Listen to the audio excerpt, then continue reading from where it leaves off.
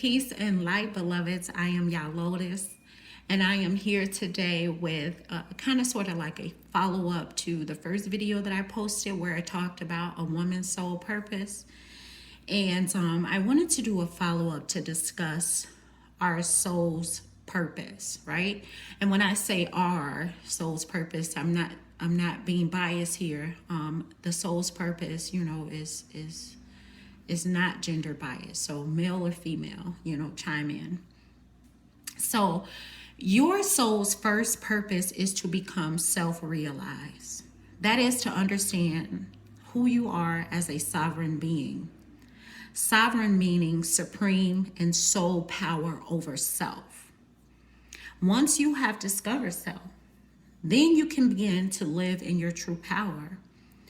Now, this means to be able to go, do, be, create anything that your soul desires.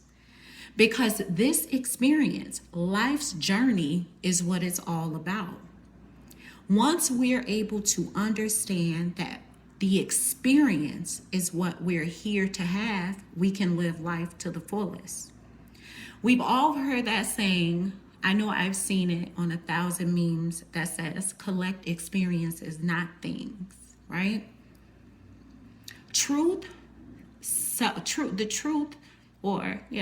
here is that once you have a chance to understand self and you start your journey, you are going to clearly get that there is no disconnect. So when I say no disconnect, I mean that she is not greater than she. He is not greater than he. We are not greater than them. We are all the same. We are all one, reflecting an experience of source, right? And source meaning God, Allah, Buddha, whatever you choose to call this energy, right? We are all connected to that source energy, and that energy is having an experience through us, right? So in that experience, right, we come here and we fall into, what our parents believe, or the people who raised us, what they taught us, what experience we've had as young people, what it teaches us, right? And we take that to be truth and to be fact, right? Never ever questioning or silencing. That's what we do. A lot of us silence the questions that we have. I know you guys remember when you were younger and you may have asked your parents or someone in the church, something about God, and a lot of us were told not to question God. And basically that's silencing the sovereign self, because your mind is asking the question because it makes sense to answer that question, but they didn't have the answers, right? So they told us don't question God. But anyway, this experience teaches us that no one is greater than the other.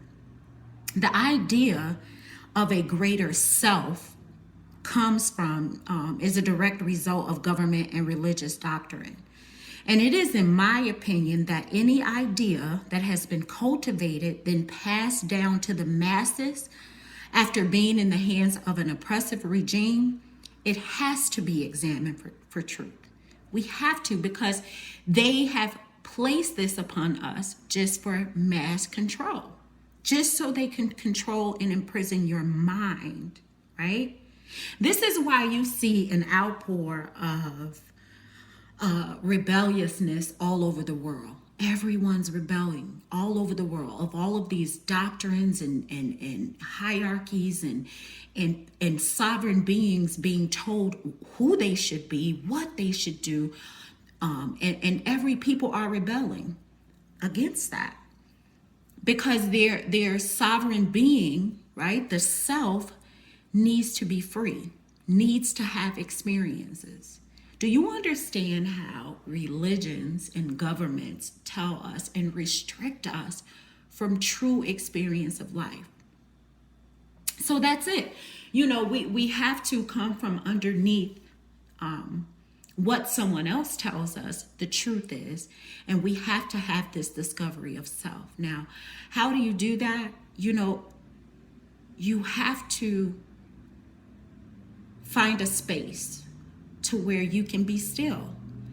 And in that place and being still, let it be 10, 20 minutes a day to where there's nothing but you and your most precious breath. Your breath is so precious. The precious breath. And focus on your breath in that silence and just listen to self. Ask yourself questions and yourself will reveal answers to you. So that's it. That's my take on it. That's your soul's purpose. I wish you all love, light, and peace.